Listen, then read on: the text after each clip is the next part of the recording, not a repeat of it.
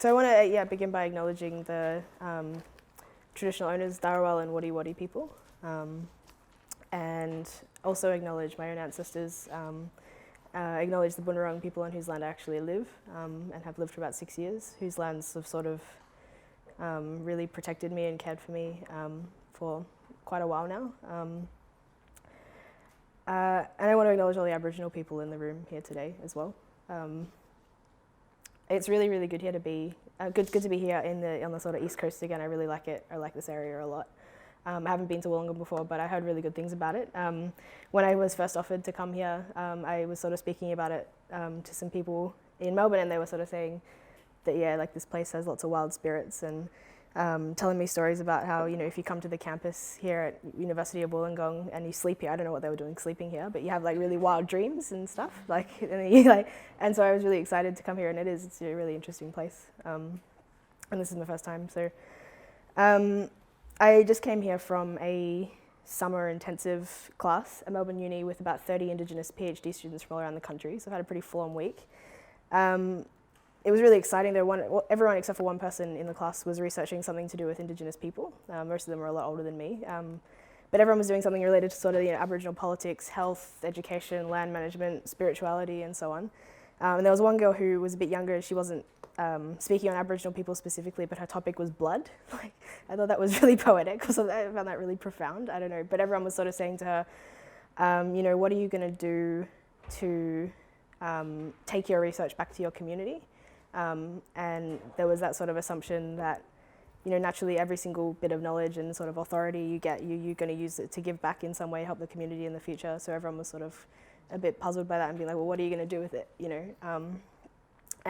So that was pretty incredible environment to be in. And sort of by the end of the week, we had really made it our space, I guess. And I think it's just really important that we can sort of come into these spaces. I know this isn't probably all Aboriginal space, but just be able to be in the space together and have that space to sort of be angry and rant about stuff and just talk about what we want to. Found it pretty nourishing. One of our sessions was actually led by, I don't know if you guys know, maybe people from Canada will know, like Taiki Alfred.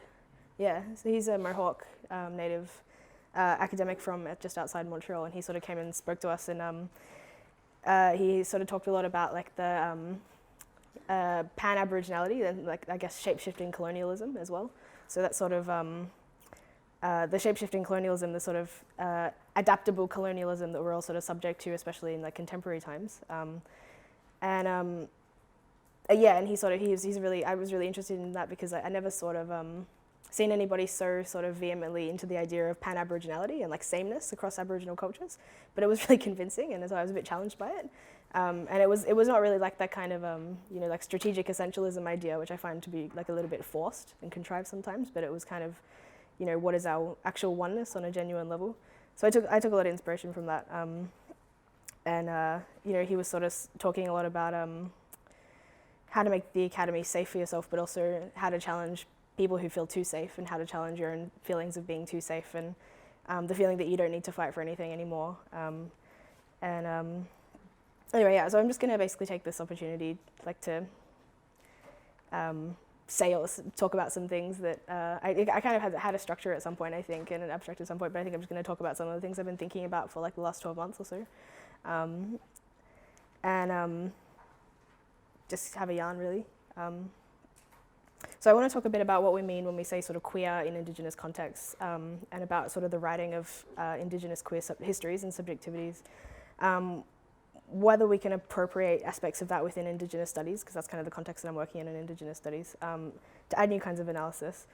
I want to challenge the ways that, like, I guess, queer and trans discourses have appropriated Indigenous ideas and identities, and how the idea of sort of queering in some of the new and emerging theory might homogenize Indigenous people. I've been writing a response to Dino. Dino's here. I've been writing a response to his paper that he wrote in 1992 with a bunch of other people, called Peopling the Empty Mirror, which you probably should read. It's kind of interesting. So he's editing this book, and I sort of wrote a bit of an essay talking about, I guess, the project of charting histories of homosexual and homosocial behaviour in pre-contact and early contact Aboriginal culture. And in his essay, Dino kind of sets out some of the terms for the writing of and the grounds of the writing of specific kinds of Aboriginal LGBTQ histories. And it kind of mentions this idea a lot of a coalition politics. And I guess in the last couple of, maybe couple of decades in feminist theory and queer theory and race theory, there's a lot of talk about coalition and intersection and that kind of thing. And often it's used really uncritically. It's something that I kind of experienced more like pretty directly working in some spaces. And yeah, so I've been thinking a lot about that idea of coalition between activist movements, how relationships between coalitions and movements actually work. In practice, how to make them work, just because that seems to come up quite a lot. And I've been reading, I don't know if you read like Angela Davis's book, Women, Race and Class. She wrote it like ages ago. It was really good. It's one of those books I've just been reading while I've like been cooking or something, or like, you know, on the bus. And it sort of talks a lot about the way that the early women's sort of suffrage movements kind of worked with the early sort of anti-slavery and abolition movements in the States in the, you know, the early 19th century, early 20th century, late 19th century. And the way that that kind of was into it. And I was just kind of really amazed because some of these stories about what, you know, white suffragettes did, a lot of white suffragettes, you know, I have problems with idolizing them because they are really, really deeply invested in the idea of white supremacy a lot of the time and really unapologetic about that. But I was just kind of amazed at some of the things that they would do to assist black women at that time through their work and in that movement. Like there were stories about white women who sort of educated black people who wanted to learn how to read, learn how to empower themselves through literacy and academic skills at that point. And they would take them into their schoolhouses because they believed that, you know, black people had the right to learn how to read and transform their lives through education, whatever their intention, you know. But as a result, a lot of those white women had, you know, violence done to them, you know, stones thrown at them, like literally had their houses burned down and stuff. And kept doing it anyway because they sort of, you know, they sort of thought that was important. And I know they're not necessarily good people. And I've lived through like some of the problems with racism in the women's movement itself, but I kept thinking like, well, that's really amazing because, you know, they did that under so much threat. It's kind of almost unimaginable to me that in the feminist movement that white women would have, like, you know, literally risked death like for black women to get equal access to education. And I think it's, you know, part of it is that, you know, the suffragettes back then might not have been so reassured that the state would protect them if they sort of complied with it. You know, they weren't so secure in that belief. You know, they weren't, and I think having organised stuff through, you know, the student union at Melbourne University and now sort of working on a project with about 10 people, including Oscar, who's in the audience, called Blackademy, that's, you know, which I hope that will eventually become, you know, like an incorporated peak representative body that will advocate for the rights of Aboriginal and Torres Strait Islander students in the place of the Indigenous department of the NUS, which has been sort of had its funding cut away, you know, so slowly over the years, after sort of years of, you know, under the covers, you know, off the record kind of harassment and dishonesty and dirty dealings and stuff. And I've also, like, I've kind of organised with, you know, alongside the National Union Students Women's Department and our local women's department at the University of Melbourne. And at times we can't even get them to recognise that we exist, you know, like most of the women of colour and Indigenous women, we kind of say like, look, there are, you know, we exist in this educational system and we have specific kind of oppressions to do with this kind of education system, and we have lots of things going on which affect our access to education. And we'll even do the work for you, we'll even do the research for you, we'll give you all the statistics, all you have to do is stick it on your poster and they'll be like, no, because they're afraid of their feminism becoming unpalatable by adding non-white people, and they're afraid of what newcomers to the feminist movement will sort of say and do about that, and whether, you know, they might be put off by the presence of sort of black women within that.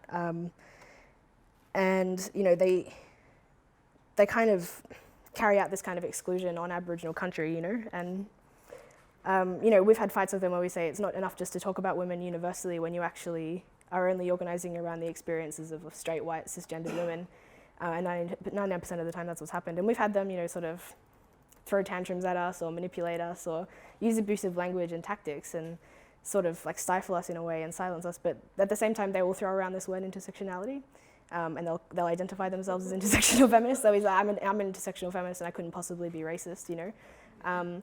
It's just important, and they'll call it strategic, you know, it's strategic to exclude you.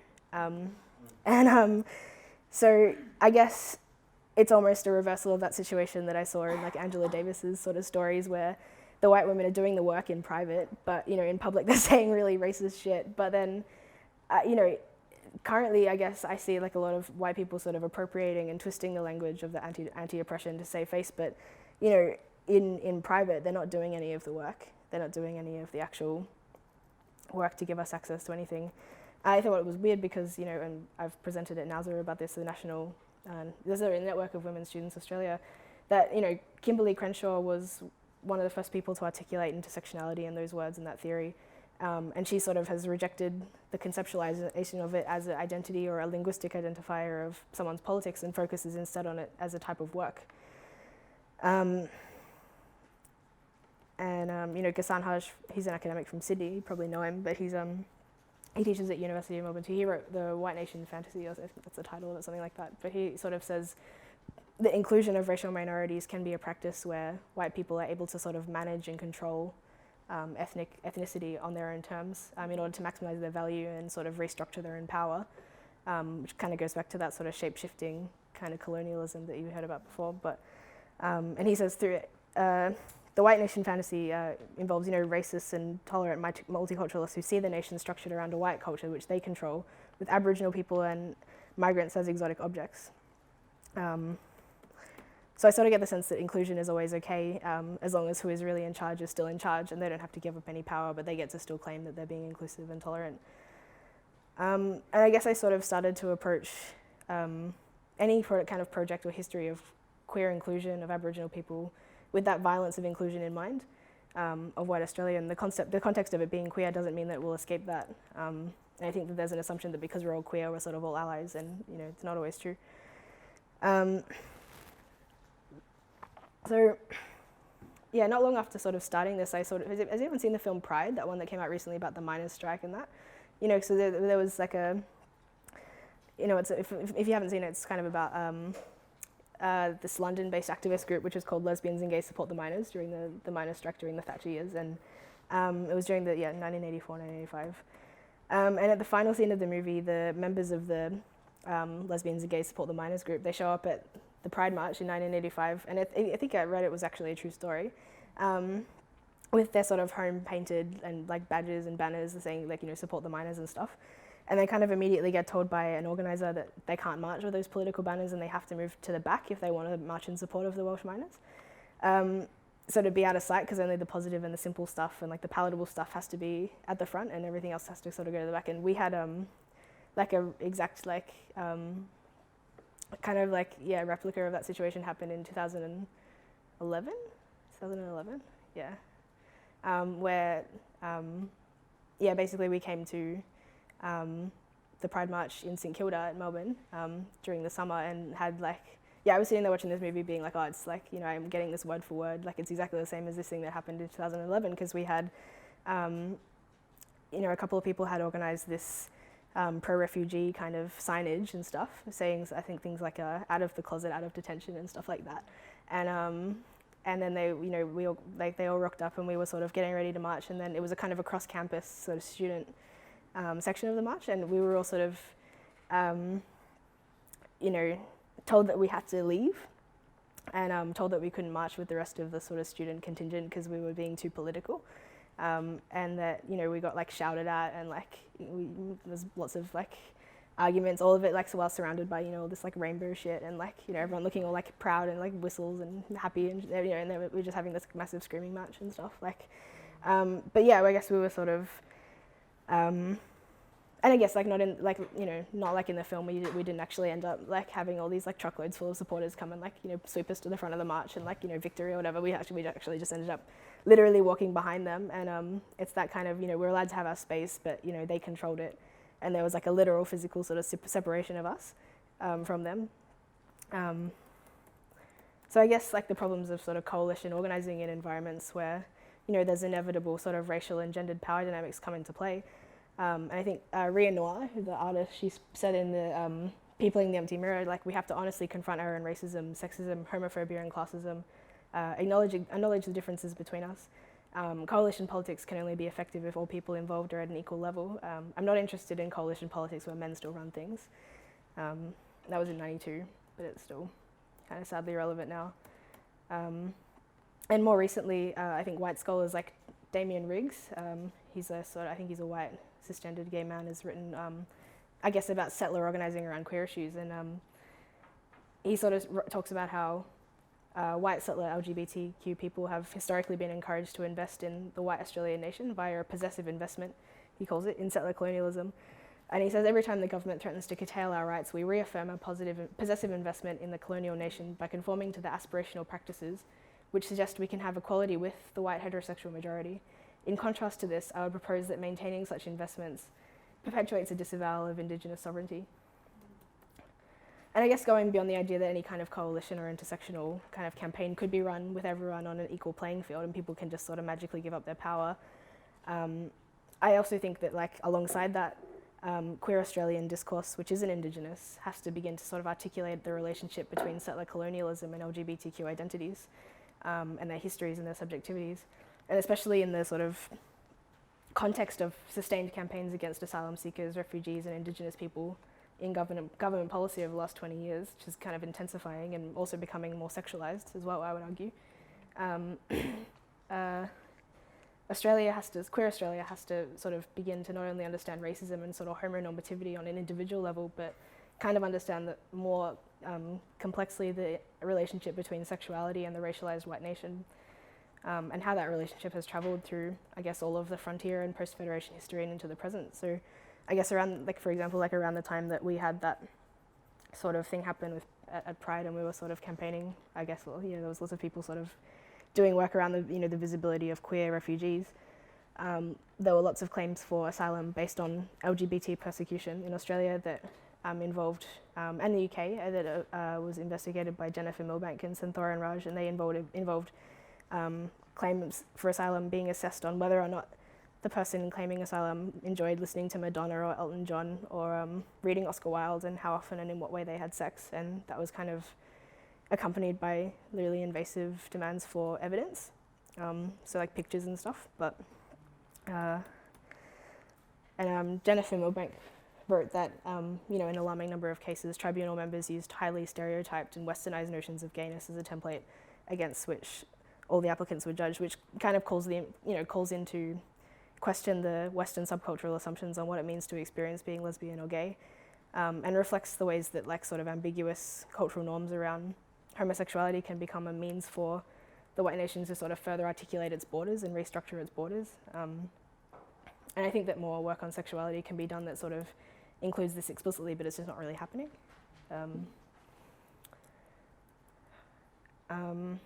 So I'm interested in how, like, this sort of, I guess, relationship between sexuality and nations travelled in Australia since the, especially since sort of the end of the, what's called the formal end of the White Australia policy in the 70s, and how sort of like reconciliation policy, multicultural policy, mandatory detention policy, intervention, native title, and that kind of thing reflects that. And I guess that, it's kind of no more visible than in the case of the intervention. So, like the kind of fascination with images of Aboriginal men being sort of sexually violent and savage and kind of monstrous, and Aboriginal women as being sort of silent and victimised, and that's kind of dominated so much of the political and historical discourse on Aboriginal people in the last kind of 10 years, and the intervention's been a huge part of that. It kind of was driven by the assumption that Aboriginal people had this kind of moral deviance and, like, excessive consumption that could be sort of seen on their bodies, and so that the controls placed on them were sort of led to this extreme kind of curtailing on the already limited resources that people in remote areas can access, huge increases in poverty, and ultimately sort of forced movement. And there was the sort of that aspect you could hear about, like the sexual invasiveness of that, so there would be sort of, I think for a while Mel Brough was sort of planning to mandate these kind of health checks on young kids that actually he had to back down on it eventually because he was sort of advised that it was actually assault to do that, but it was to make sure that they weren't being assaulted, so that they could, and so it's kind of, it's kind of simultaneously sort of large scale and assaultive control while sort of maintaining that construction of them as, like, not having a sexuality, not having autonomy in their bodies, not sort of, and sort of having this kind of like passivity and uncontrollable lust. And I thought it was interesting too, like about Black Velvet, like, we were talking about Black Velvet earlier. It's not just a sexual fetish, it's also sort of a way that, Black women's sexuality has been used against them. There's been lots of sort of that frontier colonial literature refers to black velvet as like the reason why colonization was able to be sustained for so long, because like white men just loved it so much, you know, and they would not have remained in those areas if it wasn't for that. So it's kind of like, you know, you're literally having, you know, like Aboriginal women's like sexuality and sexual being like pinned on them and sort of said like, this is the reason why we're here, this is why, you know, colonization has been able to continue. And that kind of creates like an absolutely traumatic relationship to sexuality, I think, for a lot of us. So, how much time have I got? I want to talk a bit about Aileen Morton Robinson. So she spoke a bit about the usefulness of sort of marginal locations and multiple locations for like producing necessary creative space for developing conceptual tools required to expose the social situatedness of knowledge production and the different realities that are produced and experienced. She made a critical distinction between the idea of post-colonial and post-colonizing, where she sort of adopts the term post-colonizing to signify active, current and continuing nature of the colonizing relationship that positions Aboriginal people as belonging but not belonging, as well as to sort of demarcate that the application of the term post-colonial nation is ahistorical and amnesiac within Australia's context, in which the settlers don't go home and colonialism continues. And this was sort of an intervention on her part into the assumptions made in the application of post-colonial theory, which is a global theory, you know, to Australia, which sort of had its beginnings in a very specific context. You know, the idea that there's this linear progress into a post-colonial space, which you can sort of analyze and analogize alongside the post-colonial histories of other countries that came under European rule at the same time or around the same time. And she challenges, you know, in fact, those assertions that the colonial era itself was a discrete historical event. And she says, you know, the term post-colonizing then allows for the important recognition that Indigenous and non-Indigenous peoples are situated in relation to post-colonization in radically different ways that can't be made into sameness, nor should they be, because resisting the impulse to create sameness as opposed to equity can help illuminate the powerful forces that try to do precisely that as part of a restricting but politically dominant form of nation building. So this is this idea that the concept can be unduly homogenizing, ambitious, ahistorical, and thus complicit with the narrative of colonization that it's sort of trying to protest against. So this desire to sort of unify and sort of analogize and make things comparable when they're actually not. So I guess I want to explore this kind of homogenizing urge within the context of sort of postmodern, post-colonial queer theories about Indigenous people. I guess, for example, the idea that I was reading, I think it was Greensmith and Giwa, they're from the US, I think, and they sort of argue that settler colonialism has queered colonized populations, like all Indigenous people are queered by colonialism. And I guess, you know, they sort of write that under nationalistic settler colonialist projects, racialized subjects are excluded from wide articulations of queerness and are simultaneously made queer. And their definition of queer is monstrous, feminized, and abnormal. And I guess under that argument, you could kind of argue that anybody who is othered is queered, which I don't really agree with. It's kind of a bit startlingly simplistic. And I guess with, you know, in the sort of case of like post-colonial, post-colonizing, it's a bit unduly homogenizing. I don't really buy that processes of racism and colonialism are really analogous to being queered. Or, you know, maybe I want to sort of just complicate and clarify what that queering can mean.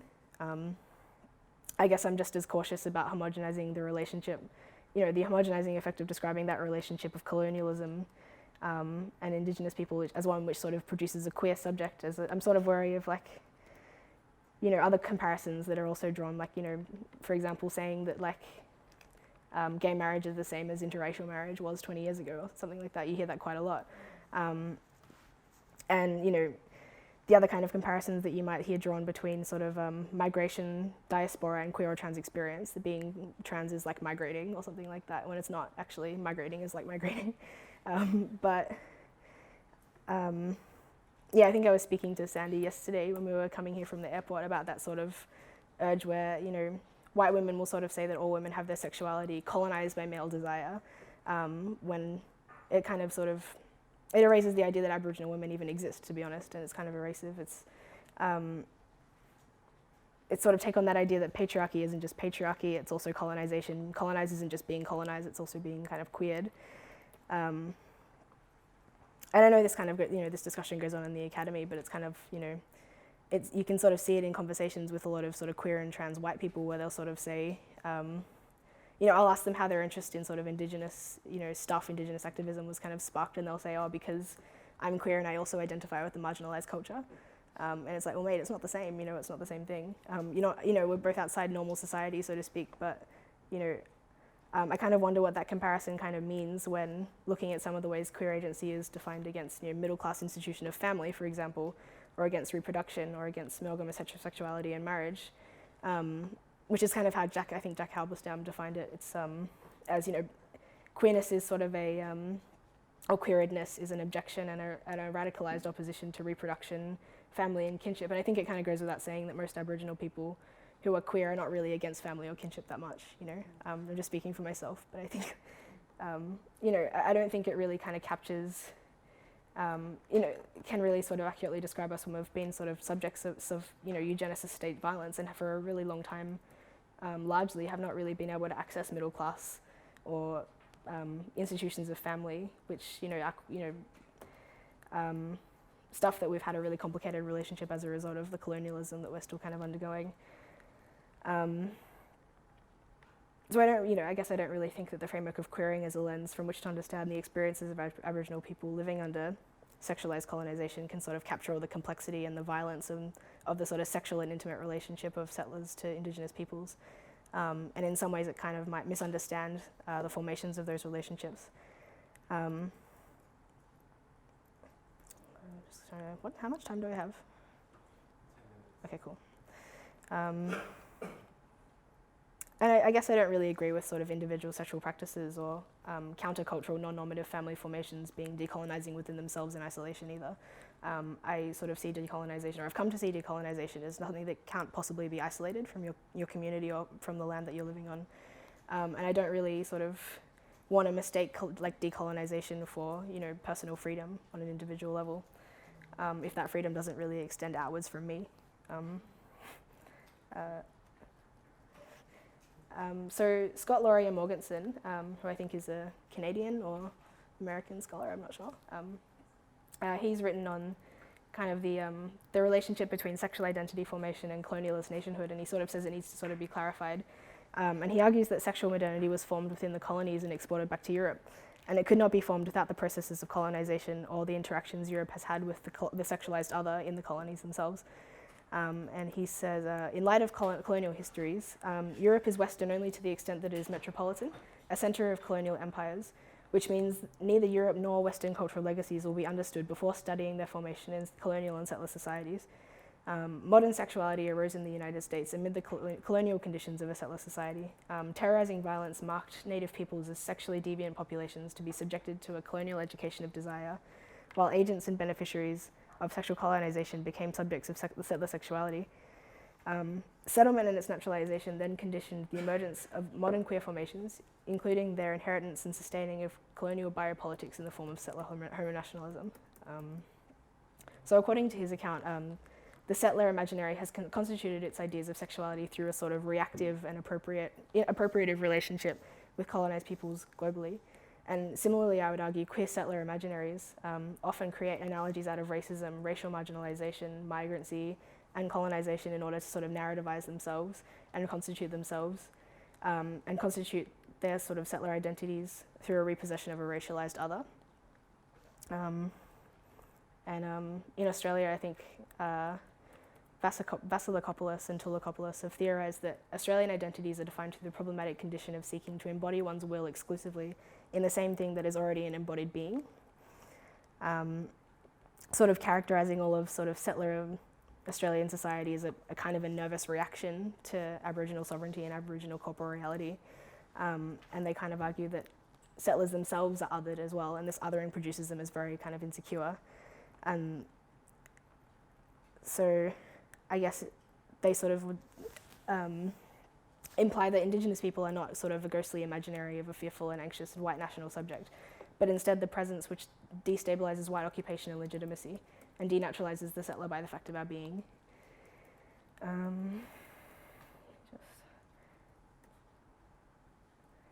So I guess across a lot of like movements and stuff that I've been a part of or been witness to or collaborated in, I've kind of valued the kinds of collaboration and intersectionality which is able to sort of happen without the homogenizing instinct, and particularly sort of relationship-based work, which I've sort of experienced in racial and feminist activism, where I guess the differences between people are sort of undeniable and unresolvable, but nobody attempts to make them sort of legible, translatable, and we're all sort of able to acknowledge each other and share work with sort of interest us both without sort of having to claim this kind of forced sort of sameness. I guess the intricacies and intimacies of relationships are kind of what drives movement building rather than a forced solidarity, which is sort of based on the presumption of sameness, or worse, just kind of empty networking around something like intersectionality or decolonization. It looks and feels performative, it's clumsy, it's kind of consumptive but not sustaining. And a lot of the work kind of happens in private. So what I think like sort of discussions on queer and Indigenous subjectivities need to do is sort of push that conversation about the common ground between the movements a bit further, not necessarily negate the idea that LGBTQ settlers and Indigenous people both suffer in kind of comparable and interlocking ways, because they do, I think that they do, under the conditions of sort of settler colonialism, heteropatriarchy, and settler sexuality, but kind of complicate that and investigate like where we can draw real parallels and solidarity, as well as recognize when that comparison sort of subsumes, homogenizes, appropriates, or colonizes. Yeah, I guess just to finish off, like because I've kind of been thinking about this piece for like a few weeks, it's kind of been really in my head, and I was reading this book on the plane yesterday and kind of came across this passage from Germaine Greer, which was written in 1969 before she sort of got into celibacy, and she was really into like group sex. So if you don't, I don't know if it's going to gross you out, don't listen, but she basically said, I thought it was kind of a bit of a gem. She said, I found out that I really liked being able to hear other people bawling close to me while I was, and I was very pleased.